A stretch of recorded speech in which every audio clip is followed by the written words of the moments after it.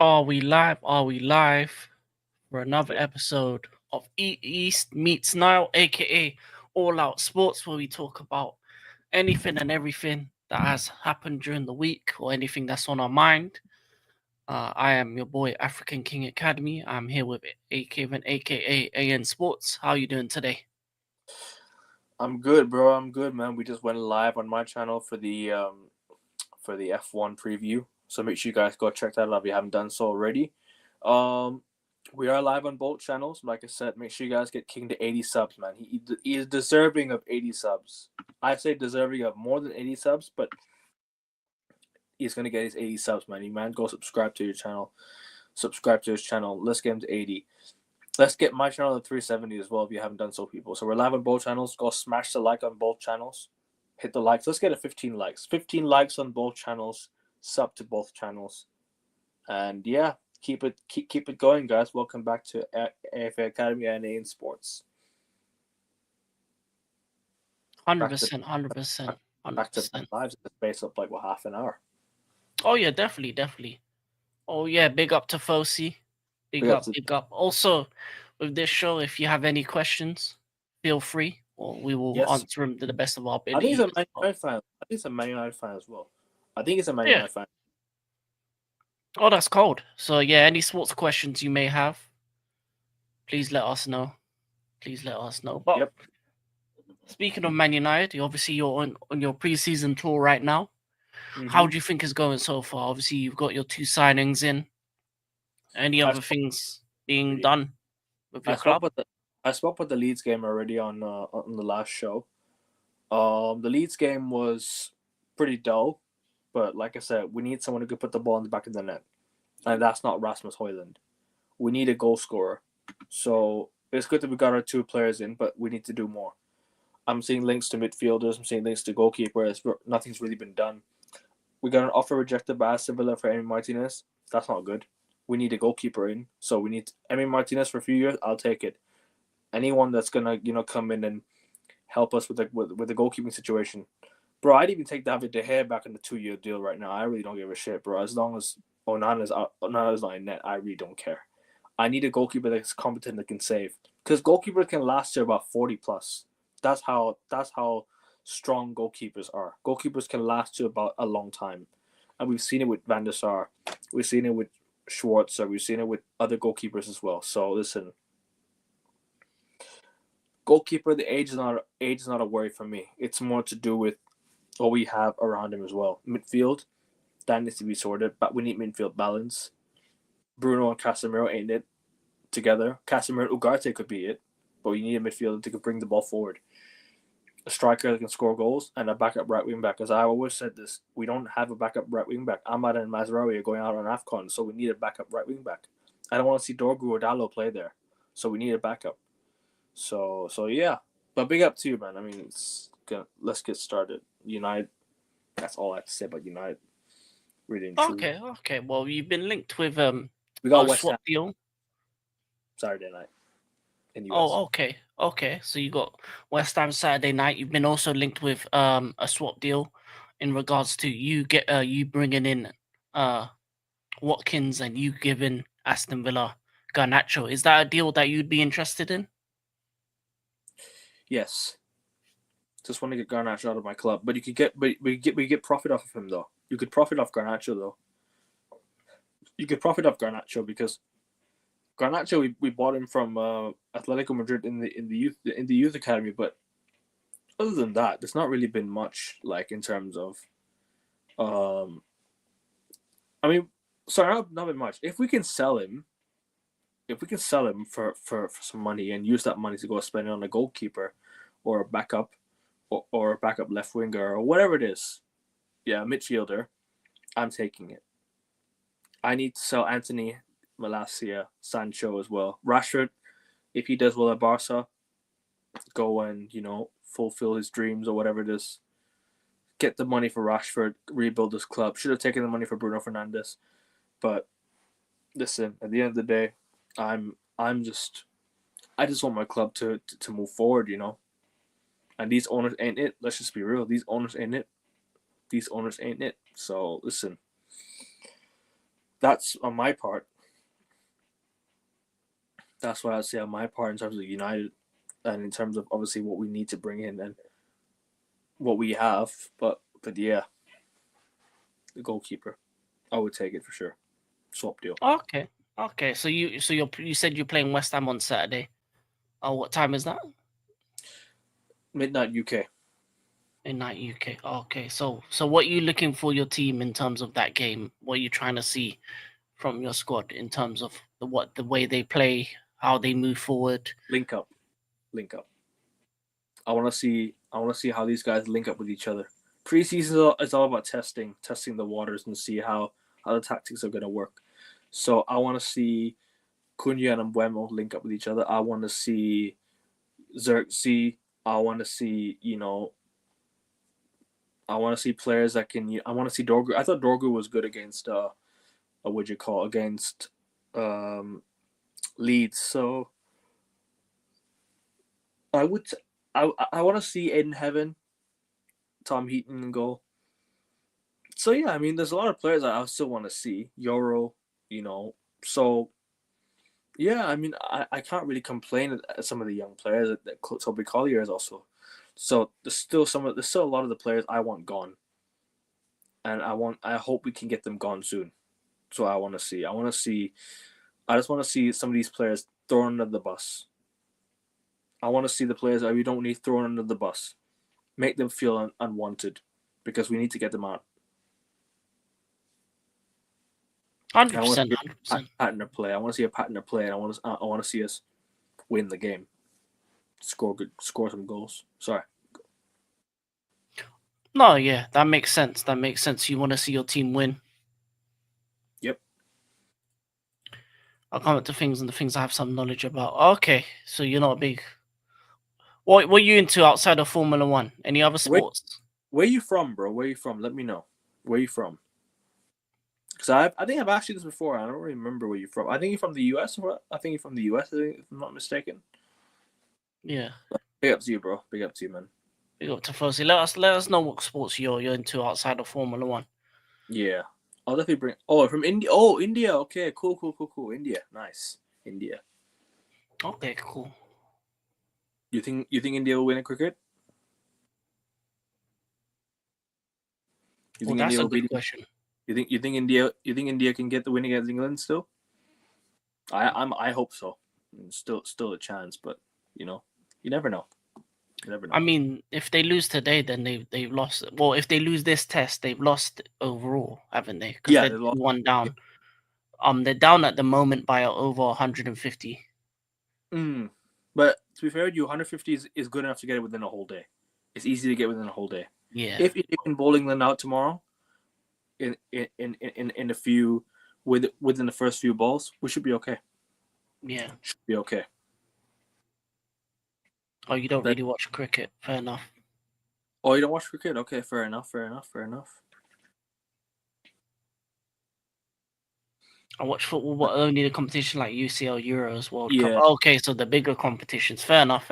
Which sports are you interested in apart from F1, mate? Sorry, go on, King.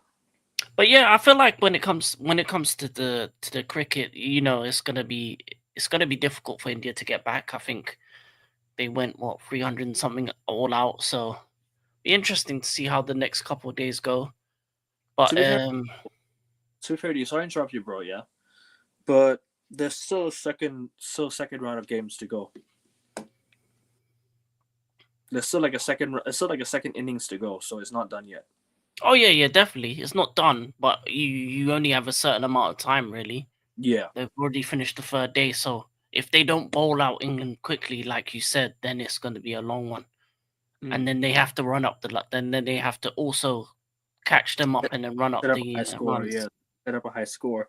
At the moment, we're gonna go into day 4.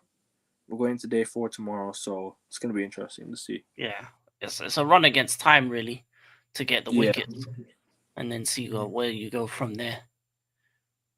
Well, but that'll be interesting. That'll be interesting. Obviously, going back into the football. Obviously, you have your preseason. You probably don't believe your team has done enough going forward. But let's talk about some other teams. What other teams have you looked at and think that like they've done some good business? What would you say so far is your 5 best pieces of business in terms of the transfer market so far? What 5 transfers you look at and say, yeah, that these are going to be players that are going to make differences next season in the Premier League? Which club am I looking at and be like they're making big transfers? Yeah. Like the 5 big names that have moved that you say Liverpool for sure. That they're number one for me. Yeah. Liverpool, the way they've been making transfers, like the way they've been moving after winning the Premier League, that's a serious club right there. That's a serious club right there. So Liverpool can definitely, yeah. King Khan knows Liverpool. Facts. Loserpool. Yep. I think they've done the most. I think they've done the best business. Chelsea are number 2. I think Chelsea have done some really good business. I reckon you guys have made some really, really good signings. I think if you look at João Pedro, Gittins, Esteval, Kendry Paez, you've already brought in. You're gonna bring in Gerald Hato, Xavi Simmons. Anyone else I'm missing?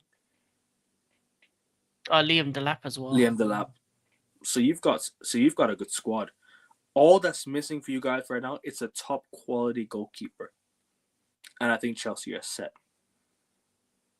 I genuinely think Chelsea would be set. I think, do you know who you guys should go in for? I think you guys should go for Andre Lunin from Real Madrid. If he's not going to get many minutes, he's going to want to get some minutes. And I think Chelsea could be the perfect place for him to go. Andre Lunin is a young keeper as well. He's not old like that. He's a young keeper. Still got years left ahead of him. So I'd definitely go in for I'd definitely go in for Andre Lunin if I was Chelsea. That would be a top quality goalkeeper for you guys. Even Kobo would be a good goalkeeper. You could even go for like Chevalier.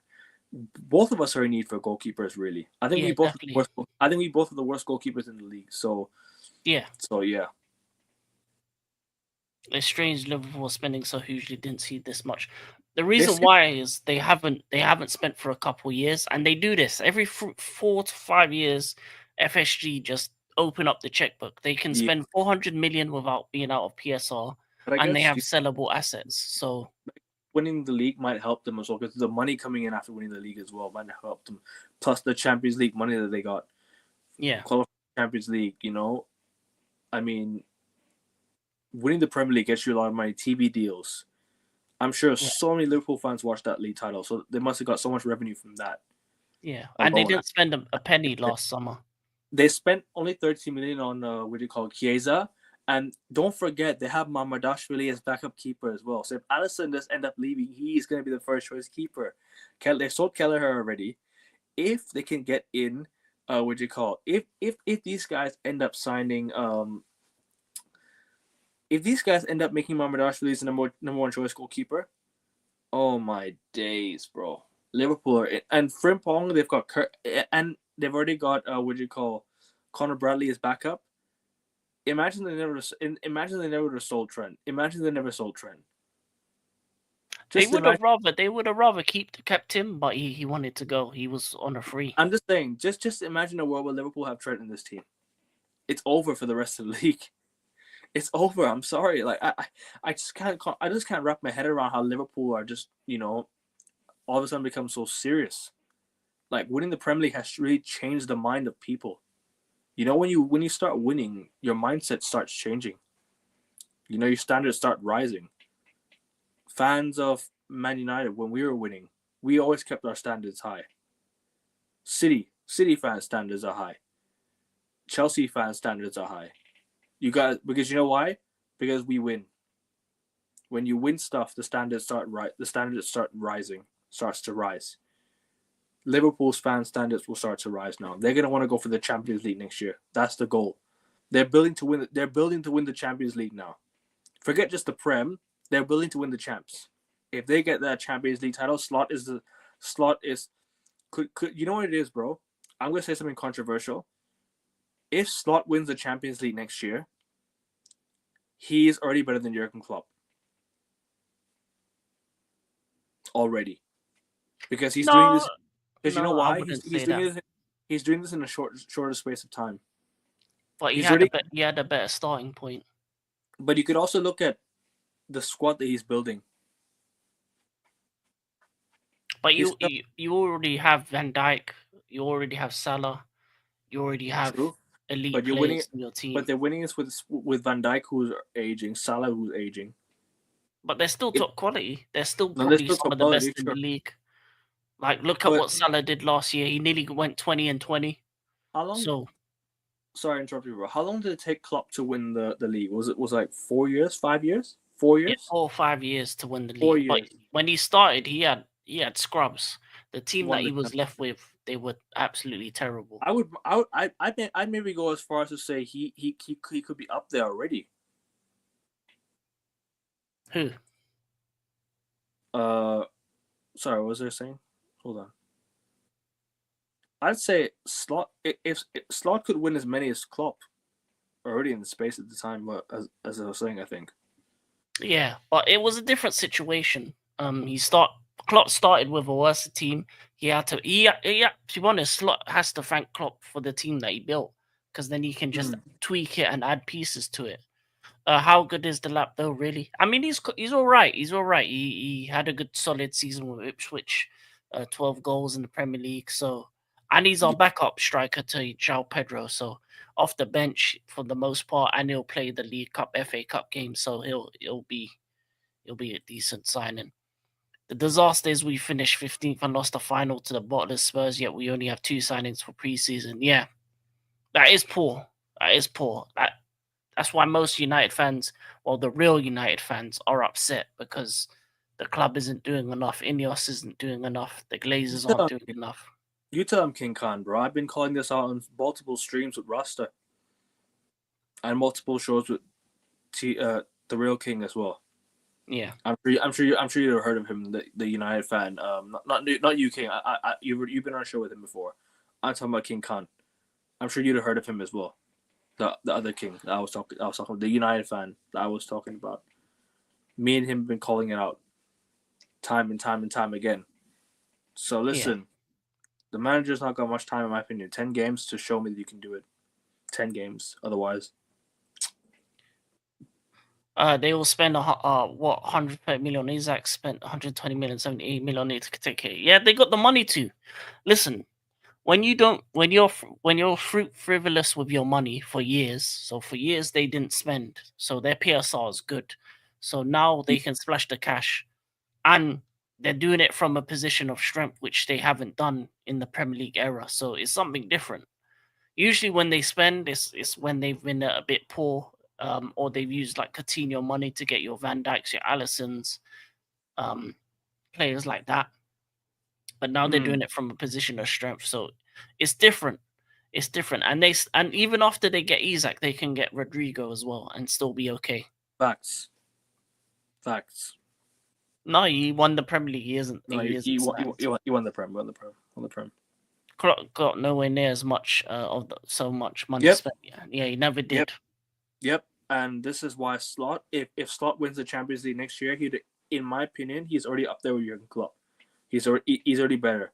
Because if Slot ends up winning his second Premier League title in the space of 2 years, along with the Champions League in the next 2 or 3 years, he's already better than Klopp, in my opinion. He's already better. I don't think he's better. I just think he's got given the better opportunity. I feel like if Klopp was given the same money, he would have won more. Yeah. To be fair with you though, bro, like this was Klopp's team that he ended up winning the Premier League with, right? But he's building it. He's building it on his own accord. Whereas Klopp never really wanted to spend. Klopp always wanted to improve the players he had. And that was that wasn't Klopp. That was the way the team was. It was a buy to sell model. That's what they've been. And also, you have to admit that they've came up against one of the best teams, not of the Prem era, but one of the best teams of all time in that Man City. Centurions, the points tallies. Klopp was going up against one of the best managers of all time at his peak, with this Man City team at their peak. Man City now are on the decline, whereas Liverpool are on an upward trajectory. I don't know why most United fans are a bunch of Yeah, they are. They are. You know why? Because they believe in the PR, and especially the younger fans that haven't seen your team win trophies, especially the younger ones, they believe it. They believe it. Yeah, They they believe always they want to fall believe the big fan channels. They toxic believe the positivity. yeah, they believe the brown envelope fans, the ones that lie to you, the ones that say everything's good. When the truth it when you wanna know the truth about how the fans feel, watch the watch alongs. That's when they'll tell you the truth. They will lie on the stream and say This Hoyland's is a good why I don't player. do watch alongs, King, because I will say explicit. I'll have explicit language that'll eventually get me cancelled. So I ain't gonna do watch alongs for United in the Yeah, future. but Don't if you expect yeah don't expect no watch along. The closest thing you'll ever see to a watch along was when I was live and the United game was on, and we were tuning down to Newcastle, and I was live still. So that was the closest thing you'll ever see to you'll ever see to a fucking watch along. So as of right now, yeah, now you ain't seeing no watch along from me from United, bro. I'm gonna say explicit language that might get me cancelled. So listen, I ain't doing no shit. I ain't doing no watch along. I ain't doing no watch along. Maybe in the future I could do like some preseason games, sure, but I ain't doing no if we ever get to a Champions League final, if we get to a fucking league title final day, right, I ain't doing none of that because I will you lose. should, but do it on playback so you get away with more. I'll lose my shit. That's why. They're gonna break our league record, title record, man. We can't have them win it. Yep. I would much rather Arsenal win it. Agreed, 100%. I would much rather Arsenal win it because Oh hell no, anybody but Arsenal. obviously for you, but for me, in terms of Arsenal versus Man City versus Liverpool, if I had to pick the three teams, Arsenal. Arsenal's bottom of my list every day. No, of course, of course. 21 But years and still counting. but if I had to but if I had to pick a team of those three teams, it has to be Arsenal. I'm sorry, like it just has to be because I don't want City breaking our record. I don't want Liverpool breaking our record. They're my two biggest rivals, and they're Yeah, I pretty hear much that. and they're pretty much every United fan's biggest rivals as well. Especially if you go also ones in Manchester. Manchester City runs through families, bro. Even the ones that live in London, they'd say Man City. A lot of them who live in London still say Man City. Yeah.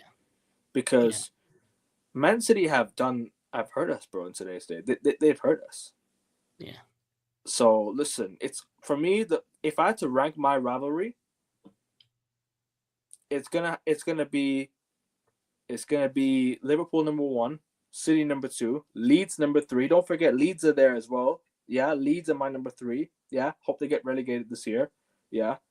But for banter purposes, I hope we smash them and keep so and get and stay and help them stay up so they get 3 points.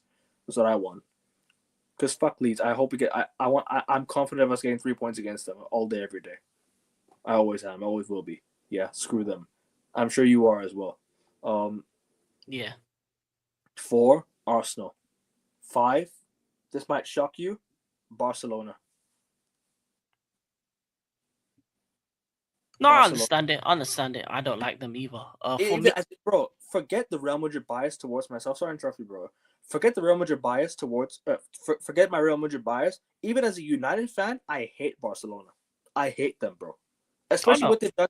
Especially what they've done to your club. Bro, I like Chelsea more than Barca. Genuinely. And if Chelsea versus Barcelona in the Champions League final, I'm rooting for you. I don't care.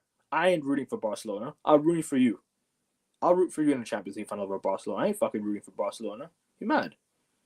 Yeah, I'm gonna lie. They're one of the worst European clubs. I mean, Bro, them men are cheats. But the fact that you guys didn't win it, the fact that you guys didn't go to a Champions League final in 2009 against us, although in my opinion, I think we would have won it.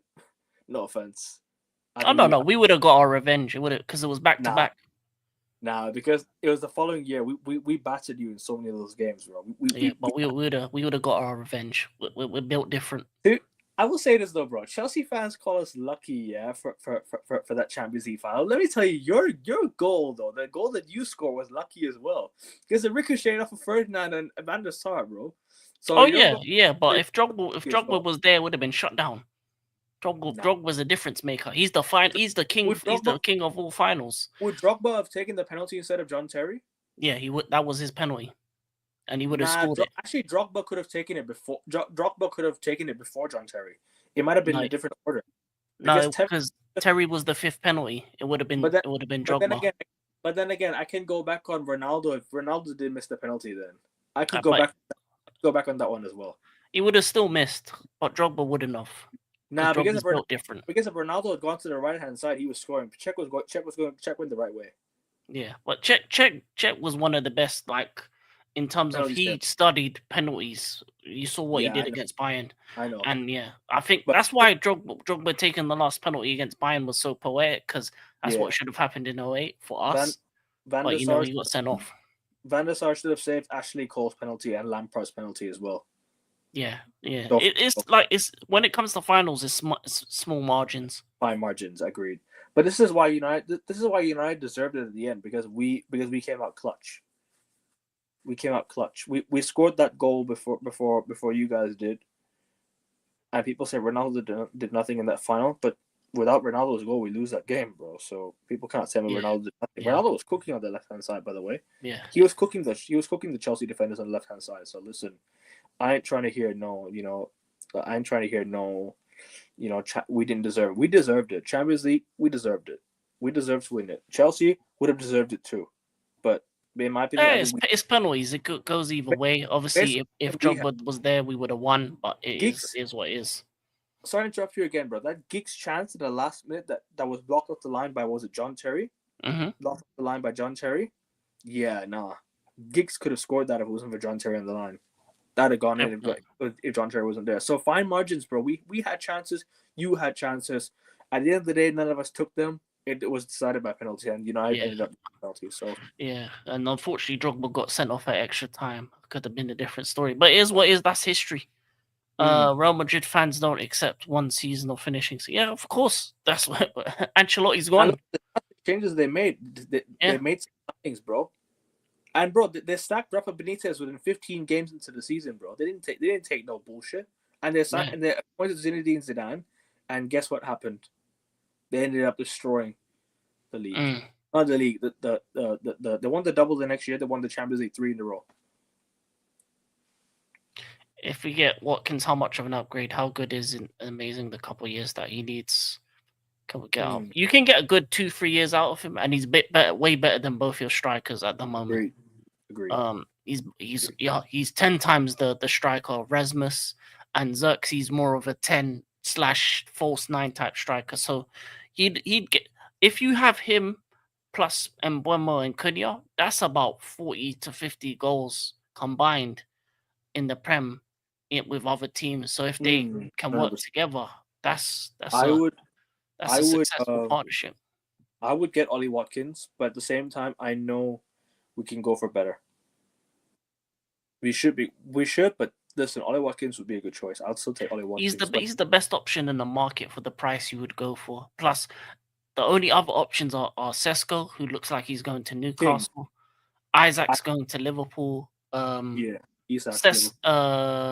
Who else is available? Nicholas Jackson, you don't want him. Who else? What other strikers? Listen, at the end of the day, right, if Nicholas Jackson is coming to be a backup striker, it's okay, but not a starting striker. I know it'll be your star if he comes. He'll start over Højlund for sure, easily. Yeah, so that's why Watkins would be the best choice, because he'd be proven talent. I think if we sign Watkins, that's Aston Villa going for Nicholas Jackson. Yeah, that's what would happen. The first game's all hard. Barca dogs playing off rest. Dodgy. Yep. Tell him.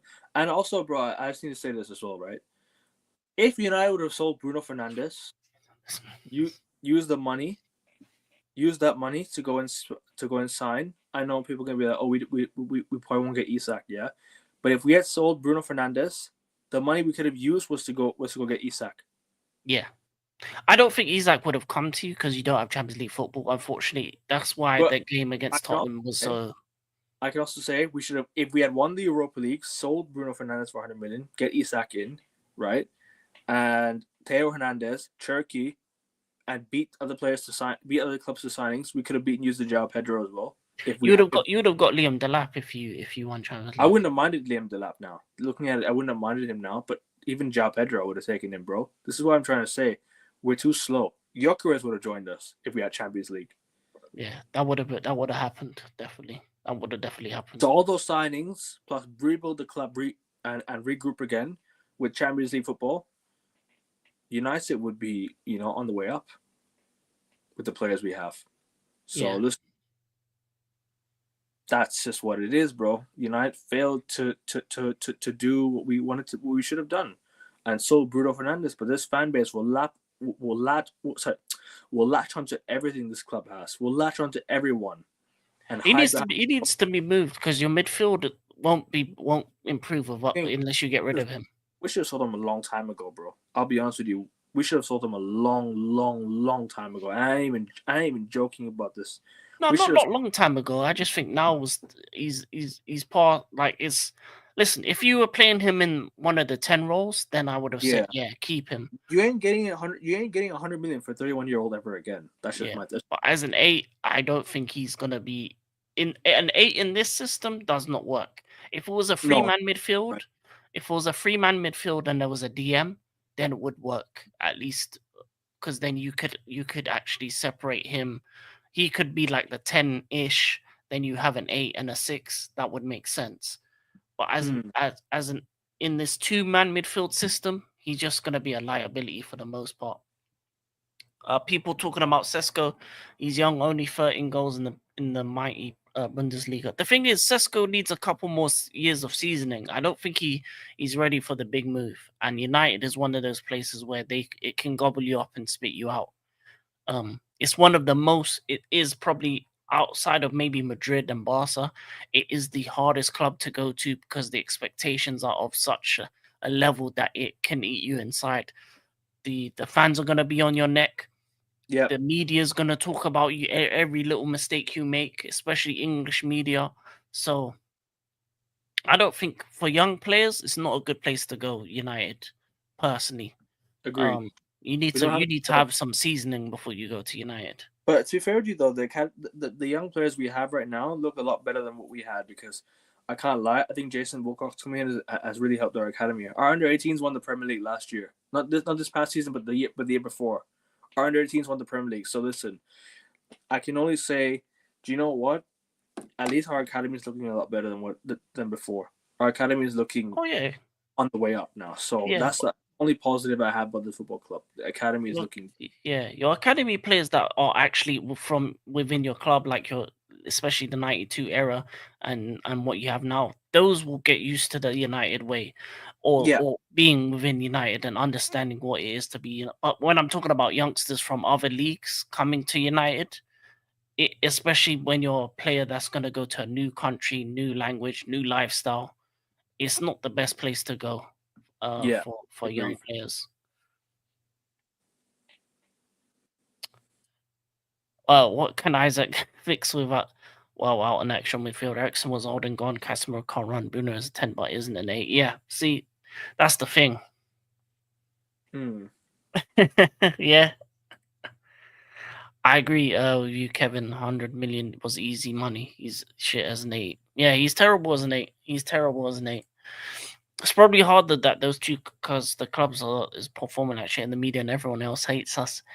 Listen, you will always be hated if you're a big club, and you always get extra hate when you're winning. Man United for a period of time from the 90s to the early 2000s was winning, so people remember that, especially people in my age group. They remember United at the top, so that's why we hate you. Because and we're happy to see you where you are now, in all honesty, as a rival fan. But that comes also with a respect of what you once were, under Sir Alex. You were the dominating winning machine. Jose Mourinho came in, won back-to-back, but then Alex Ferguson came back and won 3 in a row.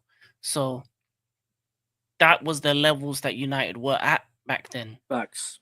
They're nowhere near that level. No, we're nowhere near not. that level. It's because our standards as a club have dropped, King, and that's the one thing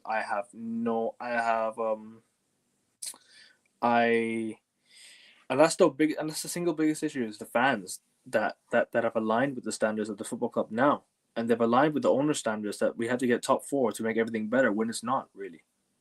It's not. Doesn't. Top four doesn't make everything better. When Leicester City won the Premier League, and why can't we just build a team to go win the Prem? We have so much money to go and build a team. These owners make so much money a year. So Jim Ratcliffe is worth 25 billion. What's the excuse for not to spend money? What's the excuse not to spend money and improve the team? You know, I'm trying to. Yeah, And top four isn't worth it. To be honest, if you look at it, look at, you know what, you know how you should know that top four doesn't mean anything. Look at Newcastle. All the players they've tried to sign said no. Their top striker is leaving. They won a trophy. They finished top four, and they still can't attract these players. Why? Because there's outside factors. From top four isn't the be end all. You know what people are attracted to? The big trophies, winners. That's why Liverpool are getting all the best players. That's why Real Madrid get all the best players. That's why Bayern Munich get all the best players, because they win. A PSG, same. Win. You win the trophy, you win the major trophies, the Premier Leagues, the Champions Leagues. That's how you attract the best. I agree with this and you need to have the mentality as well. Which comment? The United players needs players in their prime. Yeah, Agreed. Yeah. You need players in their prime ages. Players who are like 26, 27 who are already in their prime. You need those players. Like I said, Theo Hernandez was one of those players, and we failed to go get him. He was one of the best. He's one of the best left backs in the world, bro. Yeah. And available for 30 million euros. You ain't gonna get better than that for 30 million. So you should have gone to get Theo Hernandez. Should have gone to get Oh man, there's many players I can go on and on about. I can even go back then, bro. Like Gundogan was one of those players. So many players we've missed out on. James Rodriguez, João Moutinho. United too slow to act. Yeah. If we didn't have the Glazers in charge, if we had the previous owners in charge, Benzema and Ribery would have been United players in 2013. Sorry, 2009. They would have been Man United players in 2009, bro. We'd have sold Ronaldo for the right money, right, and replaced him with Karim Benzema, Frank Ribery, and Antonio Valencia. Not Gabriel Obertan and Michael Owen. You know what I'm trying to say, bro? A serious... Yeah, 100%. Bro, if Sir Alex Ferguson retired, we'd have been in good hands with proper ownership. We'd be in good hands because the ownership would have done the right thing. They would have made the move to go for Jose Mourinho or Pep Guardiola after Sir Alex left, not David Moyes, right? And we could have been on the upward trajectory as a football club. We could have been up there with one of the best clubs in the world, bro. The Glazers would not have signed players like Alex Butner, Nick Powell. They would not have signed these players. But guess what? Sir Alex Ferguson still won the Premier League with them, man. The fact that he did that, he's the GOAT, man. Genuinely, he's the GOAT, bro. Honestly. Like, I'm sorry. Any fan out there that thinks Pep is the GOAT, yeah, go look at the players Sir Alex Ferguson won the league with and tell me, yeah, that if Pep could replicate that back in 2013, I don't think he would have. I'm sorry, he would not have. He would not have. So, listen. Like... In terms of Premier League, it's Sir Alex Ferguson is the GOAT, yeah? In terms of Premier League. In terms of, like, overall manager, because Pep did it in multiple leagues and did it in multiple places, you put him above. But in Premier League history, it's Sir Alex by a country mile. He's won 13 league titles. Even in my all-time, Sir Alex Ferguson is still for me. Yeah, I mean, it's depends on what you respect, really. Obviously, Alex Ferguson was at the same club and rebuilt, but obviously, what Pep did, Barcelona, Bayern, the best in those countries. Pep always went to manage clubs like Bayern. Because he was the best manager. The best manager gets the best clubs. If you're asking me, right, if you would have taken Dortmund to the title, I'd have been like, fair enough. Or if you would have taken a club like, you know, a club I don't think he could go to those clubs. No, that's what I'm trying to say. If he would have managed Dortmund to the title over Bayern Munich, if he would have managed, clubs like Sevilla or Atletico Madrid to the title over Barcelona, right? Where Barcelona had the best players, Bayern had the best players. Man City had already won 2 league titles before Pep. Are we forgetting this? City had already won 2 league titles before Pep. Man United were on a league title drought when Sir Alex Ferguson joined. Oh yeah, no doubt. I said Sir Alex Premier League wise, yes, but Sir Alex Ferguson rebuilt. you have to respect the trebles and the stuff that Pep has agreed, done as well. but Sir Alex Ferguson And four in a row in the Premier League. He's done things that most managers haven't. He's done trebles. He's done fours in a row. He's dominated. Sir Alex Ferguson could have won 7 league titles in a row. If it wasn't for him bottling 2 league titles on the last day of the season, he could have got 7 league titles in a row. Because 2012, 2010, plus 3 in a row, plus what do you call the 2 out of 3 years. That could have been. From what year to what year would have been? 2006, 2007, 2007, 2008, 2008, 2009, 2009, 2010, 10, 11, 11, 12, 12, 13. That could have been 7 in a row. That could have been 7 league titles in a row. Let me look at those years. We lost the league title on goal difference to Man City in 2012. We lost to no offense, Didier Drogba offside goal at Old Trafford. That's what we lost to. You guys deserve the league that year, but we lost. That's what we lost to. Oh, well, that year? Yeah, no, you didn't deserve. You wouldn't have won it that year. But Fergie could have done 4 in a row twice. He could have done 4 in a row twice. He could have. Well, he didn't. So that's the thing. That's the thing. Fergie as a Premier League GOAT, yeah, but and also what he did in Aberdeen as well. You got to respect that. Yeah. He stopped Rangers' dominance. Yeah. So it's here or there. It just depends on what you prefer. It's Fergie for me all day, every day. I don't know. I go 50-50 on who I think. Before this period of dominance with Man City, I would have said Fergie all day long. But this might have tipped the scale. That might have tipped the scale. Mm. And I'm one to say that Pep is a checkbook manager. I will say that. I will say that though. For me. But this is also one thing I'm about to say as well. Like, is the fact that, you know, if we had proper owners, Sir Alex Ferguson could have won multiple Champions League titles. We wouldn't have gone through a period of change in 2004 or 5. We could have rebuilt. We could have signed Ronaldinho with proper owners. We could have signed. We were gonna sign Ronaldinho in 2005. We should have. We were gonna sign players like Ribery, Benzema. We should have signed Gareth Bale. We should have signed Fabregas, Ronaldo. I could go on and on and on, bro, with the players with the money we could have spent with proper owners, bro. If Manchester United were bought by a rich Arab owner back in 2004 or 5 instead of the Glazers, we'd have been the most successful club in the football. It's not even close. Because the revenue coming into Manchester United is unlimited. Because Sir Alex Ferguson could have spent that money, could have handed over to the next manager, and be like, you know what, the club's in safe hands. You can take over from me. Bro, we could have won so much more, been never fallen off. Okay, maybe we could have had 2 or 3 bad years. Fair enough. But do you know what at least I have secure of? Do you know what I'm secure of? At least we have the owners to help us get back to the top. But we don't have that, bro. Yeah, so like King Khan said, he wanted Qatar owners. That's the thing. If you had Arab owners, it would have been different. But let me quickly go through the King Khan's comments. Sorry, I went on and on, bro. I just need to get. No, man, you need to say what your piece. That's your piece. That you know, you gotta talk your ish when it comes to your club. That's why I like Madrid fans. They don't accept one bad day. I love Real Madrid fans, bro, and I love Real Madrid as a club too, because they offered us Di Stefano when we had the Munich air disaster. Don't forget that.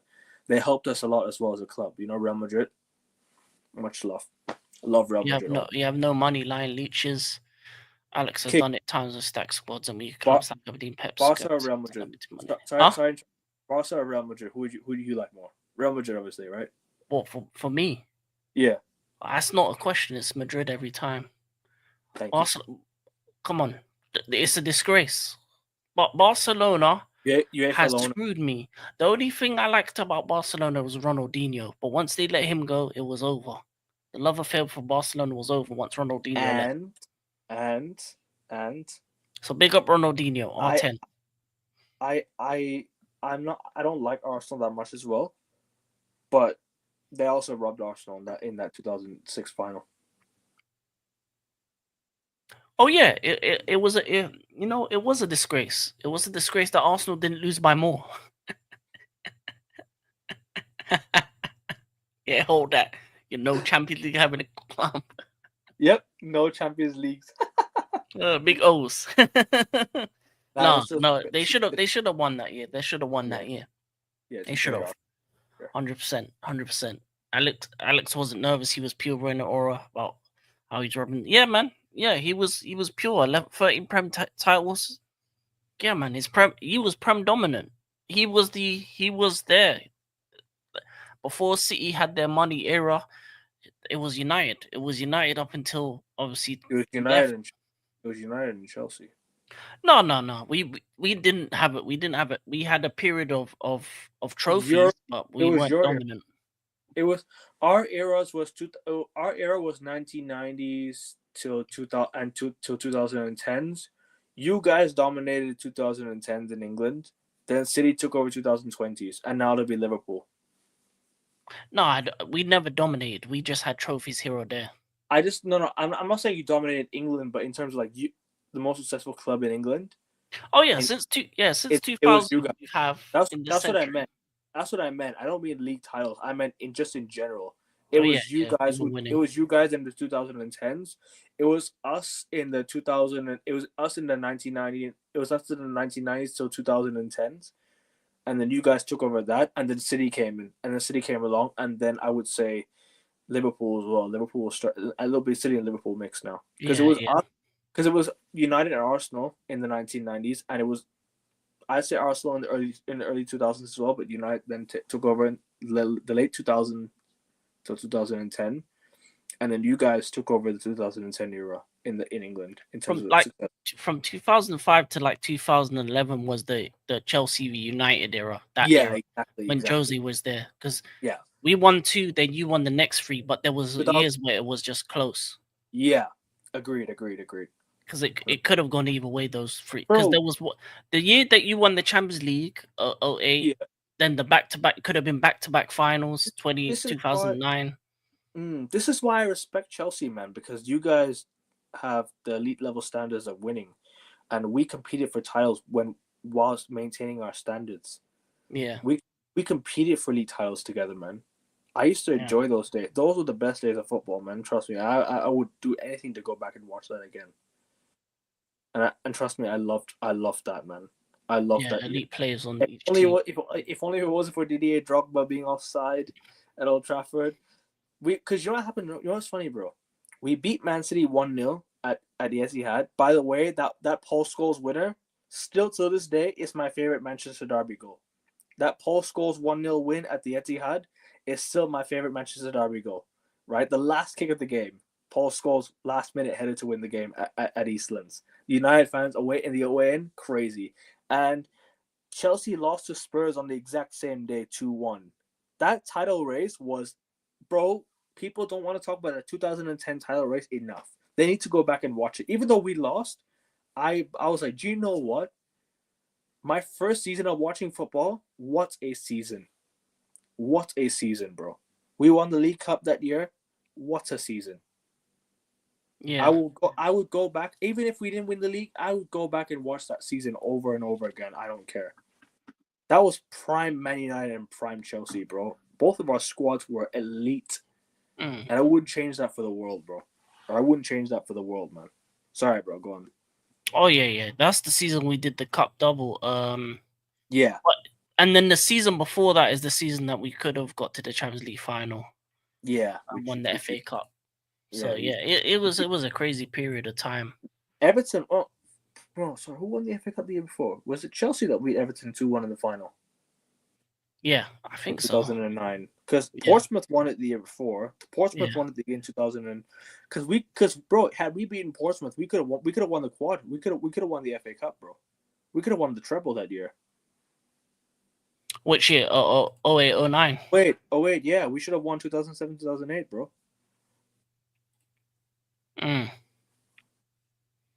That is, you know what? We could have won somewhat of a treble. We came second in the Premier League, lost to you in the final, and then lost to Tottenham in the League Cup. That's the other trophy Spurs won that year. Chelsea had a horrible 2008, man. If you deep it, right?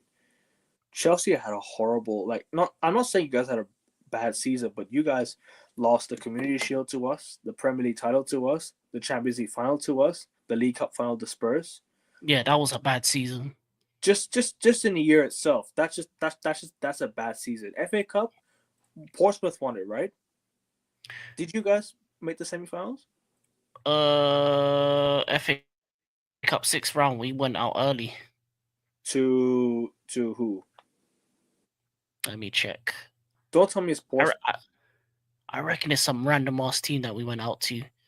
Probably FA Everton. Cup, we went out to Arsenal. Barnsley. What? Yeah. Okay, I'm not even gonna laugh. We lost to Coventry in the League Cup, bro.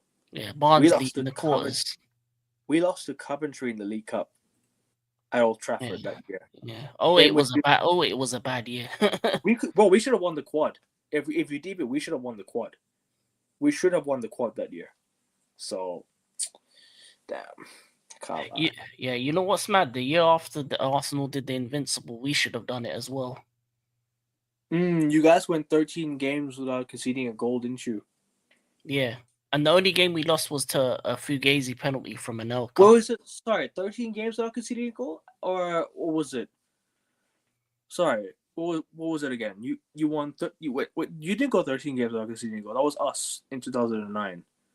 What was the record that year? 15 goals. Sorry, 15 goals conceded. My bad. Oh yeah, that 15 record. 15 goals. Sorry, we had the record for most clean sheets in a row. 13 games in a row. United, 2009. Yeah.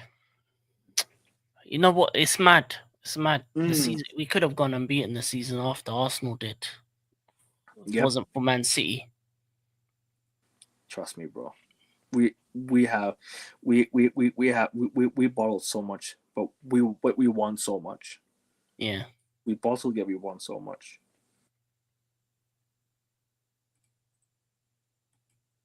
It is what it is.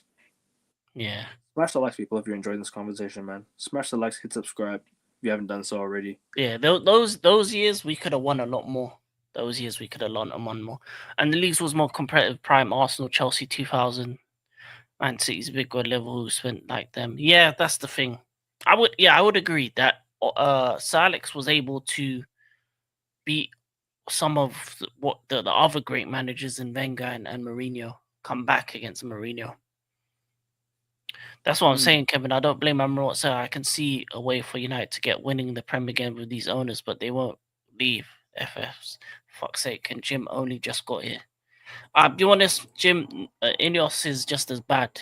He made the deal with the devil. And if you make a deal with the devil, then you're just as bad. Yep. Facts. But it's one of them. It's one of them ones, right? It's like you just gotta kind of hope that you get new owners at some point.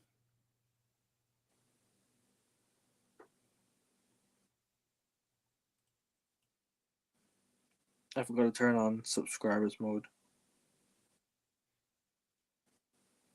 I keep forgetting to do that as well. I'm gonna lie to you. I just did it for my channel. Don't worry. I did it for my channel already. I think it's the same, anyways. It's all good. But yeah, okay. We've talked about football. Let's move on to some basketball. Why not? Some basketball. We talking basketball. I love that song, Yeah, man. We're gonna talk some NBA. Obviously, it's preseason time at the moment. Summer League. How are you feeling going into the season? Obviously, Jason Tatum's out for the majority of the season. How are you looking at your team right now? You've had to make some big moves because of the second apron. I saw the thing you sent to me on the email about the second apron. Yeah. So we can get into some of that stuff. I did I think we'll get into it in the next NBA show with Justin because I sent it to Justin as well, so we'll do it with him as well. Okay.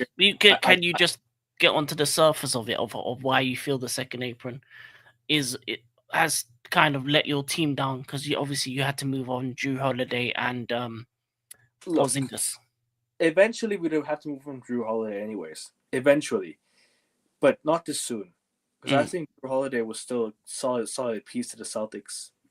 Like, because I felt more secure defensively with Drew Holiday there. Because I felt, and with Porzingis, when he's, and prayers up to Porzingis because, you know what it is, he left it all out there. Like, he couldn't breathe when he played. Like, he was struggling to breathe. And I remember the period when he came back, he was looking fire. Porzingis was looking fire. So I was like, bro, if we had this Porzingis in the playoffs, we are fine. We wouldn't have choked that 20-point lead against the Knicks. We'd have been good. So, all fine margins, shoulda, woulda, coulda. Look, the situation with the Boston Celtics is I'm so optimistic. I'm so optimistic that the Celtics are going to make the playoffs because the East, like I said many times, it's awful. Charlotte, Brooklyn, Toronto, Washington. Who else am I missing out on? So one more team. Oh no, I don't know. There's one more team I'm missing out on that I keep forgetting who it is. Big up Joshie J. Big up to you, bro. Big up to you. Oh yeah, definitely. Rasta stream last night. If you didn't check it out. Check out I Rasta will. Fox's channel. I will do. We'll do. Which team I'm while you're out thinking of that, let me look at these. Any are the best PR? Yep, yes, they are. They are PR machines. Thank you, bro. Thank you. Facts. Hope isn't good enough though. How do we get these owners out? Do we have to get mattresses? Yeah, you do. That's what you have to do. Walkouts. I think the best way to do it for United is if like all the fans go to the game, clicking into the turnstiles, and in the 10th minute, just leave the stadium. Hold on a minute. Protests. Oh, one of the fixtures is already out for the for the NBA. We're gonna have a Mexico City game next year. Oh man, who you facing? No, not Celtics. It's gonna be Dallas versus Detroit. Oh wow, okay, in Mexico City. That might be a good game to watch. I can't lie. There has to be riots outside that too many people stay to watch. Yeah, that too. But it needs to get to that level of bad again. But I don't know if the match going fans will do that. I don't know if they've just been PR'd to nonsense because a lot of the fans in Old Trafford and in these stadiums now are tourists. I'd even say Atlanta. Sorry, King. No, go ahead. No, continue saying what you're saying, bro. It's about tourists and everything. Oh yeah. A lot of the fans in these stadiums are tourists, and if you don't go to the game and your tickets normally go to resellers, and the resellers sell it. Go to the tourist. Yeah, they go to the tourists. That's what all these clubs do, and even some of these clubs have investments into these reselling sites. But that's what they prioritize because they make the most money out of tourists because you get the accommodation, you get the ticket you get the tickets, you get everything. Sorry, go on, bro. Oh yeah, you're right. You get the tickets, you get the price. They pay for the food. They get the scarves. They get the shirts. They're spending 3-4 times the amount of a regular day fan. So if anything, they're trying to get rid of as many regular fans as possible because that's why they make it harder for you to keep season tickets and force you to do certain things. Force you to put your tickets on the reseller market if you're not going to go to the game. Force you to go to a certain amount of games or you'll lose your season ticket, etc. etc. Hella sad, man. Hella sad, bro. That's just what it is. And in terms of like the NBA,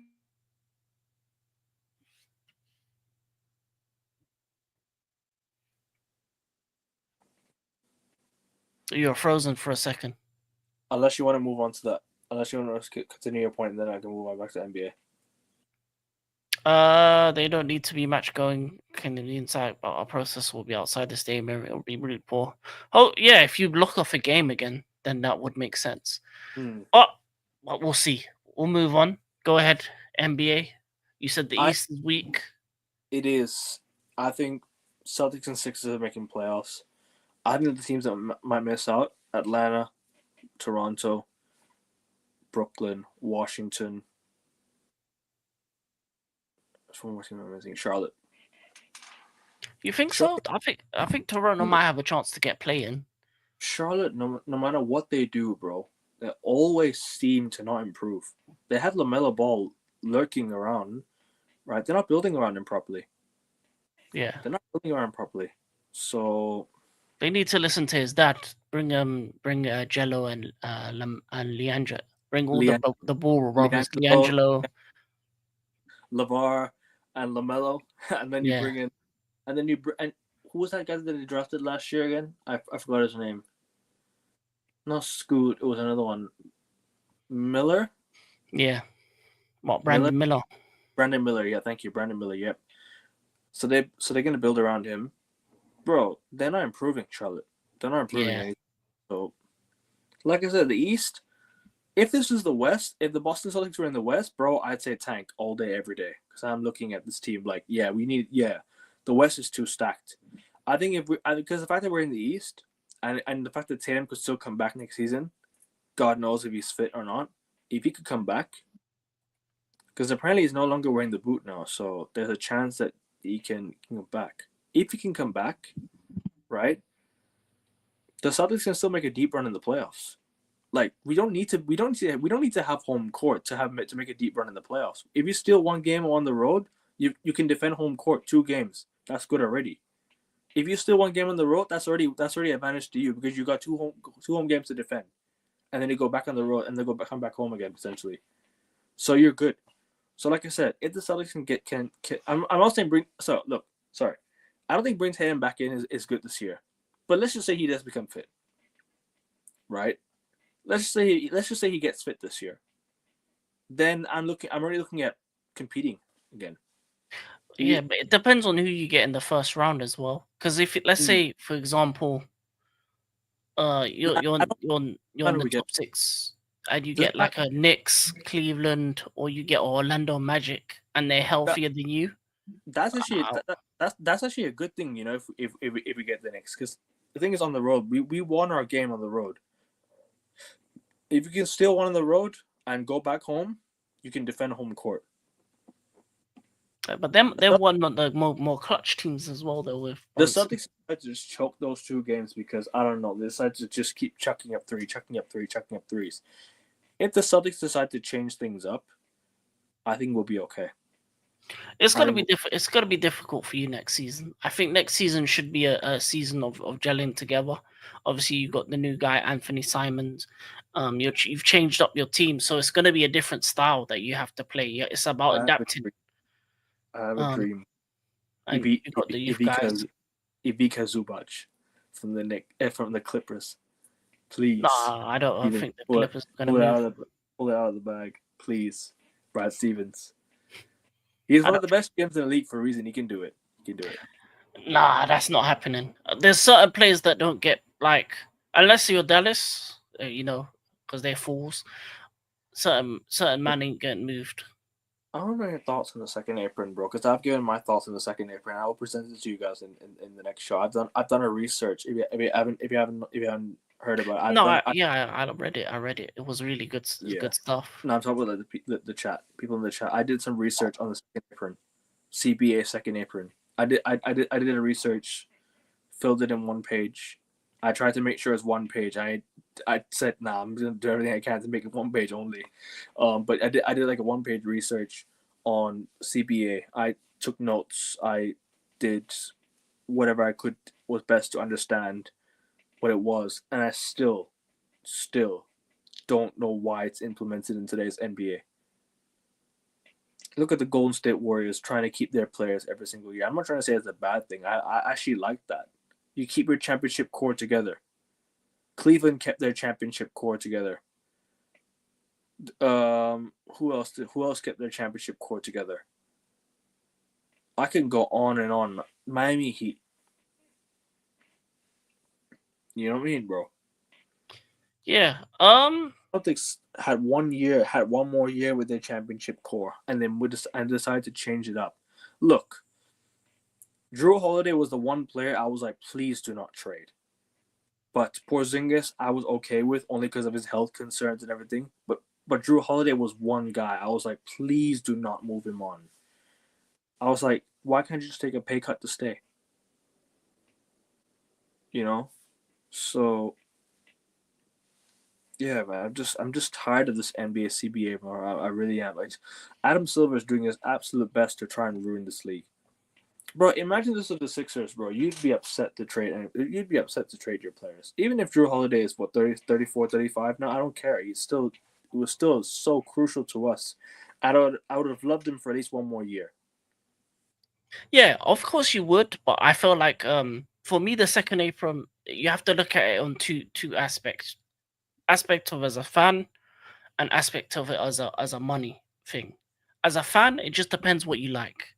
If you're a person that likes to see dynasties, to see three-peats, to see teams dominant over a period of time, and the reality is people don't know what they like until they lose it.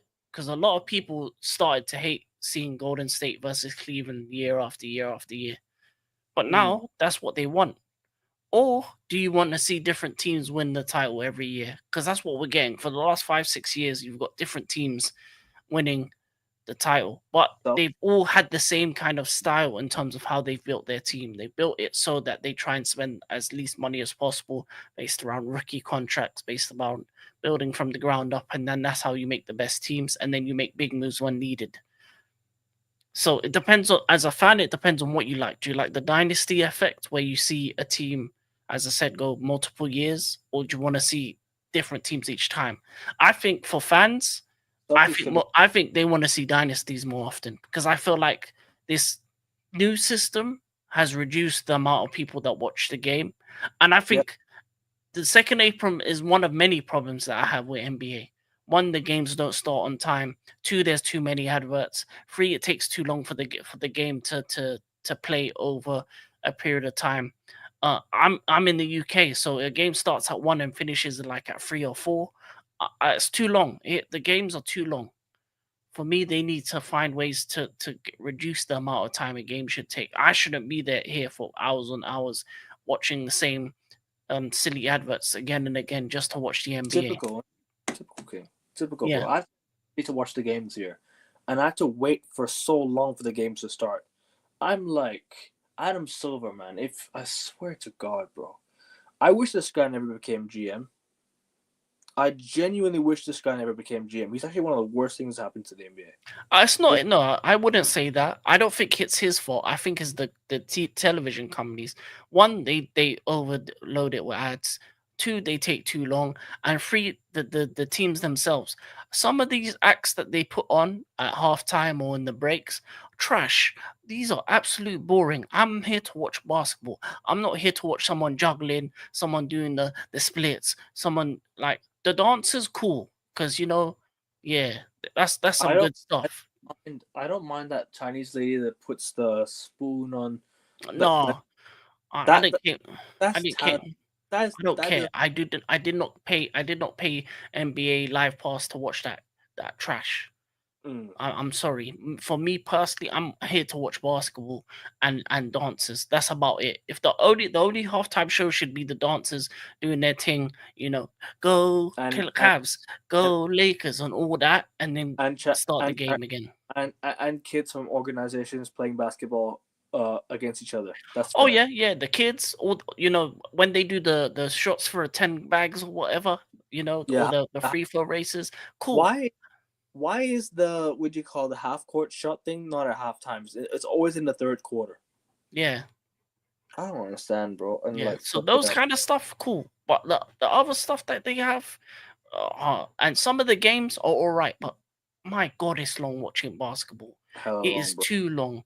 It is too long, and you kind of like space out after a while. Like if you're especially if you're watching back to back games from East Coast to West Coast, you're there for like the whole night just watching basketball.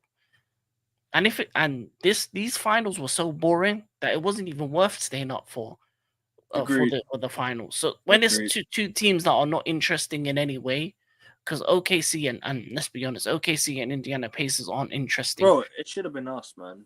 It should have been the Celtics, man. And guess what? I wish the Celtics became a dynasty. I've been telling everyone how much I love this team and how much I think this team could go on to do so much more. This team just choked themselves. But really and truly, if we're looking at the Celtics team, bro, it should have gone back to back. If we're being honest, the Celtics have failed because we should have gone back to back.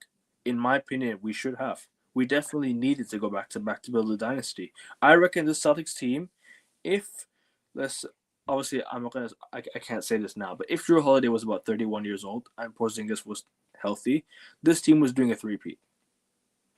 It was doing maybe it would have happened. It would have happened. But a double, but 2 in a row. I'd have been like, do you know what? If we did 2 championships in a row and traded Drew Holiday away, I'd have been like, do you know what? I'm okay to move on now. If we did 2 in a row, I'd have been like, do you know what? I can relax. But the fact we only won 1 championship with this current core, it upset me. We should have won more. We should have won more, bro. We should have won at least 2 championships. Yeah, as a Celtics fan, it would be upsetting. Obviously, the way you lost it, Jason Tatum getting injured, that's another thing.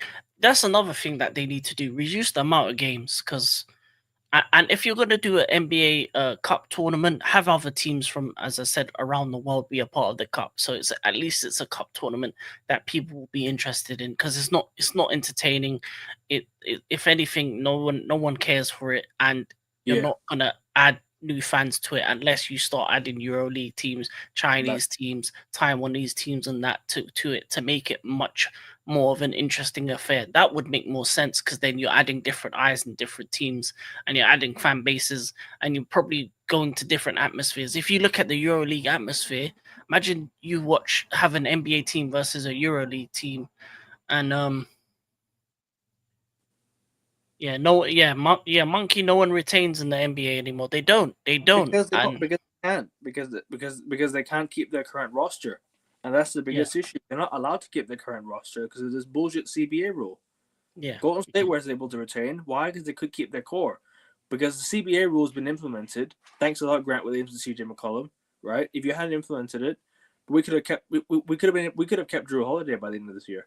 Yeah, we wouldn't have to pay $500 million threshold. Who wants, bro? Think about it, right? Imagine coming up with a rule they had to pay a threshold of $500 million to keep your players. That's That's awful, bro. That is awful, and that would hurt. And bro, even if you're a Lakers fan, I feel bad for you. That's how, bro. It just sucks, man. That you have to keep that you have to move on players forcefully. If the CBA rule didn't exist, Drew Holiday would have still been a Boston Celtic.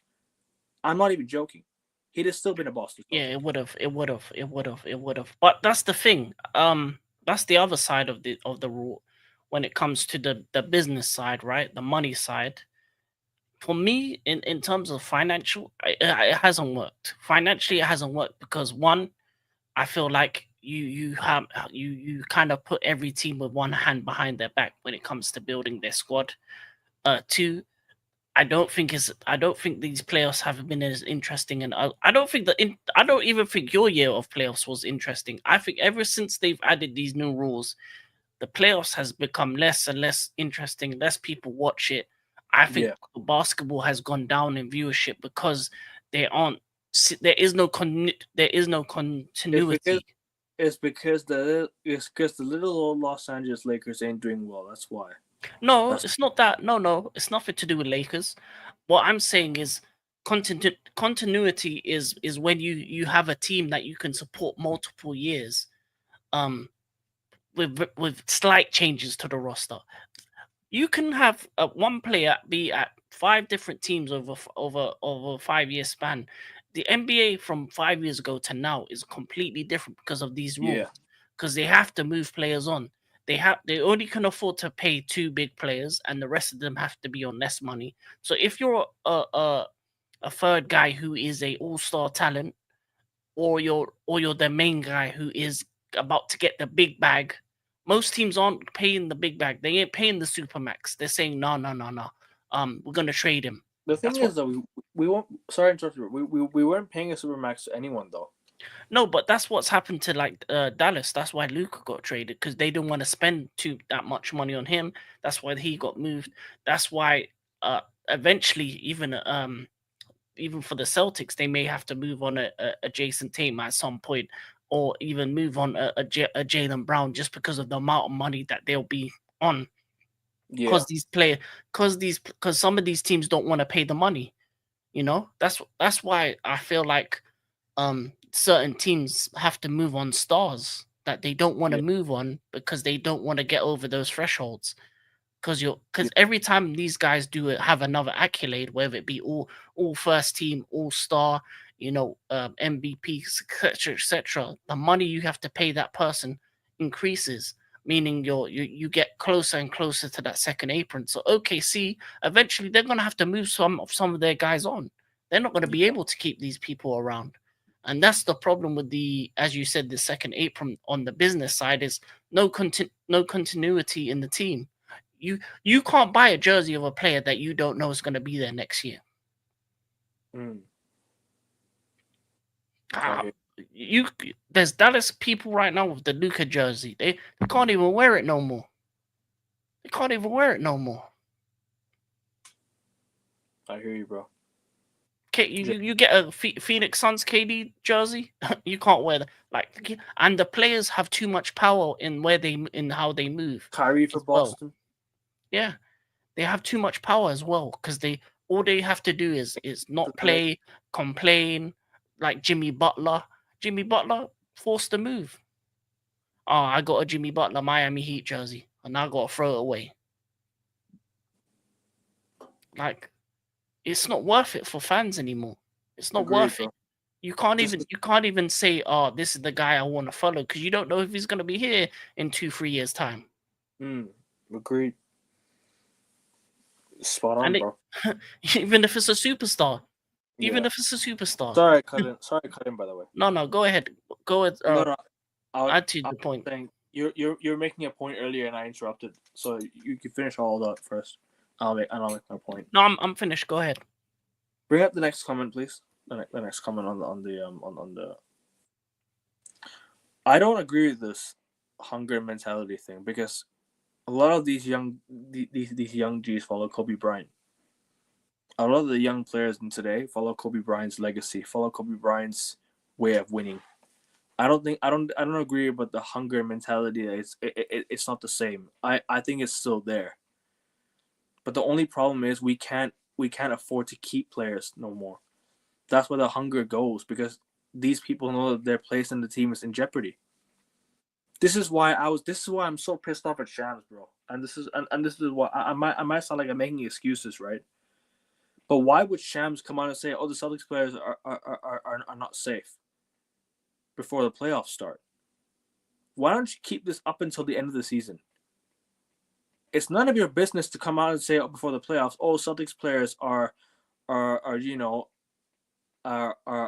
of them are going to be up for trade," and I'm like, okay, well, why are you saying that before playoffs?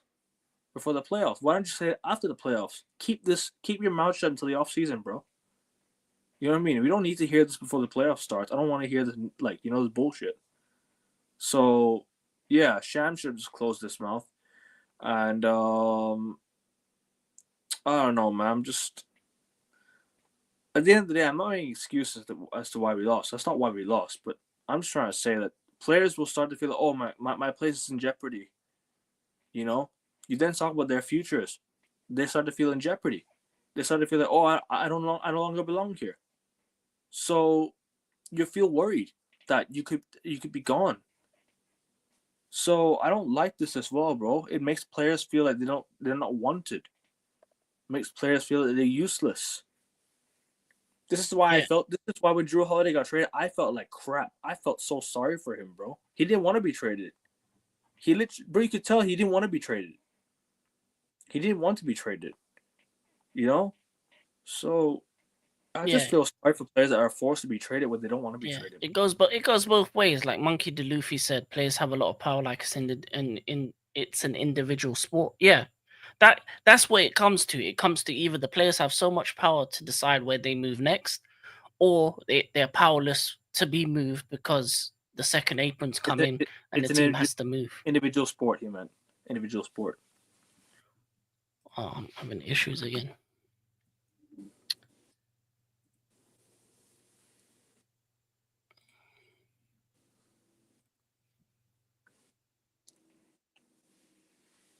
No, but I hear you that the player power thing is something, but still, like, the money and the salaries that's being paid in today's day is too high.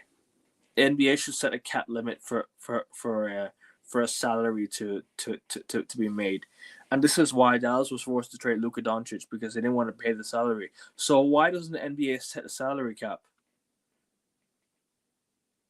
So why doesn't the NBA set a proper salary cap? Oops.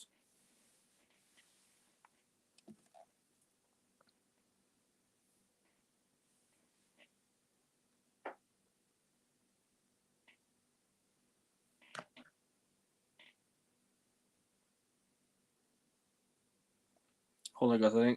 I think King's having some issues. Yeah, I'm back. Oh, he's back. Never mind. He's back. He's back. NBA money's next level. That's what I'm trying to say. Why doesn't NBA set a salary cap for players to earn? You know what I mean? Why doesn't the NBA set like a salary cap? Players cannot go over $150 million salary, for example. Every year we're having new record after new record after new record of salary. Soon that'll be given to Giannis. Soon that'll be given to Luka Doncic. Soon that'll be given to, obviously, Jason Tatum and Jaylen Brown had it for a bit. Why doesn't the NBA set a salary cap for that? You know what I mean, bro? That's on the NBA too. You can't blame the franchises. The NBA is the one setting this thing up, where players will get more bonuses. Jaylen Brown got the bonus. Why? Because he won the NBA Finals. That's why he got the bonus. Jason Tatum will get the bonus. Taxes is 50%. I'm not so sure how much taxes are. But forget taxes for a minute. These players should only be earning a certain amount. And the amount of money they make in the NBA is enough to afford a luxury life. Literally. They'll make, they can, what's half of like 150 million? How much is that?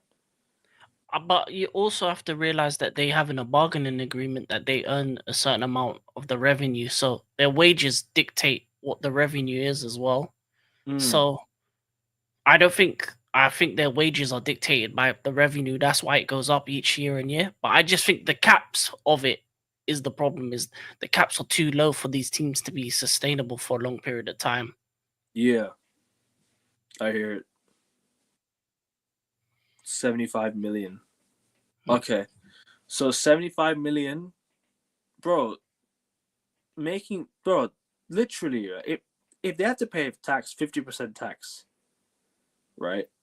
If they have to pay 50% tax of what they earn, they can make that, bro, they're still good. They're still set for life. You know what I mean?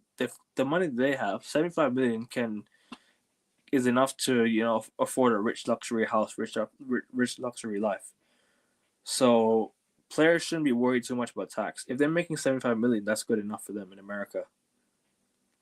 Like in America, how much is it for rent per apartment? Not even half, not even anywhere near, like probably 0.01% of your budget. Actually, it depends where you live. Obviously, if you're in LA, but California. California is expensive, though, to be fair. Yeah, you're right. Yeah, Texas is cheap. Depends where. Depends where they are. That also affects the taxes. It's different in every state too. It's different in every state too. It's not the same in all America. It's different. Like exactly, bro. These guys have mentioned, but that's it. Like the money that they make, 150 million, right? If for example, salary cap is set at 150. Yeah, sorry. Let me say it again. If salary is set at 150 M's, right? You have that for the tax. 75 million is still good for you to live your life. Yeah, but not every player is gonna get that. No, not every player is gonna get that. But I'm trying to say that the best players, there should be like a salary cap of 150 million, in my opinion. In my opinion, the salary cap should have reached 150 million, nothing more. I don't think they can afford to do that because obviously with the agreement that they signed, they have to have a certain percentage of the revenue. So it has to kind of from now on it should be that. That's what I mean. Yeah, I don't know if they will change that because some players are earning way more than that, I doubt and I doubt it. as the value of the sport goes up, they'll earn more. I think they need to just. I think what needs to happen is they need to make more teams. They need to have more teams. That needs to add. Yeah, four new teams. They need to spread the NBA to other parts of the world as well. Have the cup be London, yeah, a global tournament, and just London. London, Paris. Have a team in Mexico City. Have a team in another team in Canada. Have a couple teams in America. Add new teams that can add to the fan bases and increase the amount of, because if you have more teams, then you can have more elite players. Because Bro, the problem with the money as well is that there's too many elite players, not enough teams. That's another thing. They need to be spread the wealth. I think Canada is good already. I think Canada is good with Toronto. What they need to do is bring in a team from maybe Jamaica, Puerto Rico, No, I don't think that they can't afford there. Dom Rep. You know what I mean? Mexico City is a city that they could make a Mexico, team. sure. Mexico, sure. How about Vancouver, Mexico City, Seattle, LA, Las Seattle? Vegas. Nah. LA, nah. Las I mean, Vegas for I sure. said, Las Vegas. Las Vegas That's for what I sure. meant. Vegas for sure. Which of the city am I missing? Cincinnati? To be fair, actually, no, to be fair, they're all Cleveland fans, anyways. I don't think they worry about too much about Cincinnati. Cincinnati would barely get fans. They all support Cleveland, anyways. Definitely not Boston. Boston cannot have another team. Boston's all Boston Celtics. They can't have another team. Too loyal to have another team. Too loyal to have another team. I think you do two old cities and two new. So the old ones are Vancouver, Seattle, and the new ones should be Vegas and Mexico City. I think Vancouver should. I don't think NBA should do anything with Canada. I think keep Toronto Raptors because everyone there in Canada is already like Toronto Raptors fans anyway. It's hard to switch. You know what I mean? It's hard to divide Canada because Canada is so united with Toronto. I think But if you bring put Vancouver, then that would bring in a new rivalry. I would do. I think that adds to the ratings. I would do Tampa Bay. I would bring maybe Cincinnati. Who else am I missing? Which other city am I missing? What other city am I missing out on? Did I say? Wait, hold on. Yeah, I agree. Vancouver, Montreal, another kind of Canadian team. Mexico, Hawaii. Hawaii should be up there. Hawaii should be in. Hawaii should have an NBA team for sure. Look at the amount of Americans that go to Hawaii on holiday. Imagine you can go to an NBA game in Hawaii. That would be mad. I don't know if they have the space for it though. People living in Hawaii, they'll need a local NBA team. That'll be good. That'll be good fun. That'll be really good fun. Especially people go on holiday. They'll be like, oh, I'm gonna go watch what do you call a basketball game in Hawaii. Alaska would make sense. Alaska makes a lot of sense, but Alaska is very, very far from mainland of America. Mm. You know what I mean? Alaska is like very, very near, like it's very far from the actual mainland. I know I said the same about Hawaii, but Hawaii would be a good because it's a holiday destination. Alaska, not many people really want to go there compared to other places. Am I missing another city? But you know what the NBA should do though, bro? They should. Me and you have spoken about this before on shows, yeah. Yeah. NBA needs to bring the All-Star games overseas. Yeah, definitely. Or bring it to a popular destination in America, like Hawaii, like I said, like the Bahamas, like for example, Cancun. You know what I mean? Tampa Bay. You know what I'm trying to say, bro? There's so many cities in America neglected with no basketball. Pittsburgh. No, they should do it in places that don't have basketball, like Africa, Asia. Go there. Okay, to be fair to you, Asia will be hard because of jet lag and everything when you have to travel back for All-Star break, whatever it is. I think it should remain within America, but it should go to cities that don't have much basketball, like Hawaii. Like If you example, reduce the games and made it a 2 week break, then that would be better. but one thing's for sure, Vegas does deserve Vegas should have a team. 100%. Vegas should have a team. People go to Vegas every single year for All-Star break for All-Star break, sorry. For what you call for summer league and for the NBA Cup, but there's literally no NBA team in Vegas. I'm surprised. So this many years down the line, there's no NBA team in Vegas. Las Vegas is one of the most visited places in America. One of the most touristy places in America. So yeah, man, I don't know, man. Honestly, for real, I don't know. They need to do more, expand it. Like they're going to play Mexico game in like I told you about the Dallas versus Detroit in Mexico. They've planned that already this year. That's the first picture that's come out for the rest for next season. Maybe Haven't they gone to Munich, Brazil for a game? Munich, Germany. They do NFL there. They should go. They should play basketball. They should play basketball there. They should go back to London. They should go to Ireland. They should go to France. Although last year they did go to France. It was Spurs versus Indiana in France. To be fair, China, Japan. Yeah, Japan, China, exactly. Thailand, bro. We need the NBA to come over to Thailand.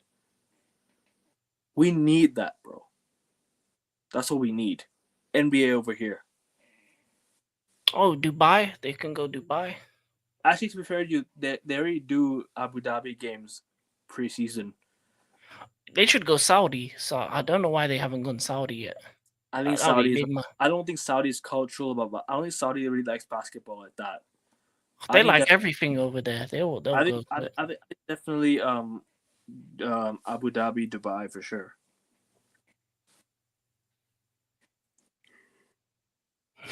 Albuquerque, we might see Walter White there. That's funny, donkey. That's funny. But is there anything else you want to say before we finish this one for today? Not much, man. I mean, like I said, just optimistic about the Celtics still, even if Jason Tatum is out. Always am optimistic. One day we'll get back to winning championships again, hopefully. With United, not optimistic. Signings need to be made, and such and such. But that's about it. And then cricket World Cup, not cricket, Asia Cup. You and I are doing watch-alongs for next month. Oh yeah, definitely. I'll be down for that. September. We're doing India. We're gonna watch the India games. We're gonna watch the other games as well. So your channel should be at maybe even 1K by then, bro. Who knows? Hopefully. I wanna. Obviously, over the weekend we're gonna be doing some Formula One videos. I'm gonna be doing watch-alongs for the qualifying and the sprint and the race. Yep. As well. And on AN Sports, we'll be doing the reviews of those, the reviews and previews. We also did a preview for the sprint race. What else? What else? Yeah, that's about it. I might have another video later as well. If AK maybe have a Blue Coalition episode. Hopefully. Make sure you guys up. Sorry, go on first. Go on. No, go ahead. No, I'm good. Go ahead first. And now. What did he say? Stop Liverpool get from gate. Yeah, they're gonna get Isak. There's nothing we can do, monkey. It's over. Yeah, man, it's over. But what else? Yeah, that's about it. Oh yeah, and women's Euros final. Gonna do a watch along for that as well. So stay tuned for that kind of stuff over this channel. But what have you got coming up outside of the Formula One? So that's about it for now. Just F1. Might upload some clips. Just waiting for them to generate right now. All the 3 shows that I've done today on my channel. This is my 4th show on a Friday, mind you. This is my 4th show on a Friday. So I did the United show with Rasta, did a show with Josh, the F1 show, and then this show. This is my 4th show of the day on a Friday. Although it's already 2:19 a.m., so Saturday already. But listen, at the end of the day, We're working, we're grinding, man. Come on, guys. If you want to support my channel, let's get to 400 subs by the end of July, please. 400 subs before the end of July. That'd be great. And get King to 100 subs by the end of July. He's literally 20 away. Are you on 80 already? 77. Come on, guys. Sub to King's channel, man, please. Sub to King's channel, and let's get him to 100 subs, man. I like the video. Let's get it to 15 likes. And like the video on both channels, because we're live on both channels.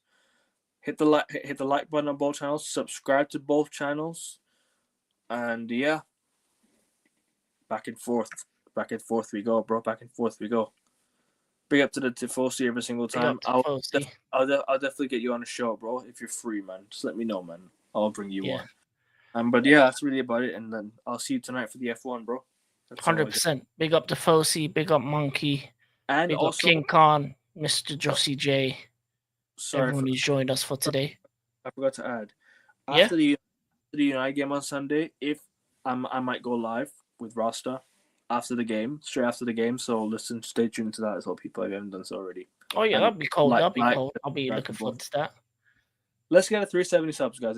If 5 of you haven't subbed yet to my channel and King's channel, sub. Let's get a 370 subs, and let's get King to 90 subs, guys. Come on, King to 90. 100%. Yep, man. It's been a good show. This is East Meet NILE, aka All Out Sports, and we're out, people. Peace. Ineos out, Glazers out. Peace. Go Sixers. Celtics. Forza Ferrari.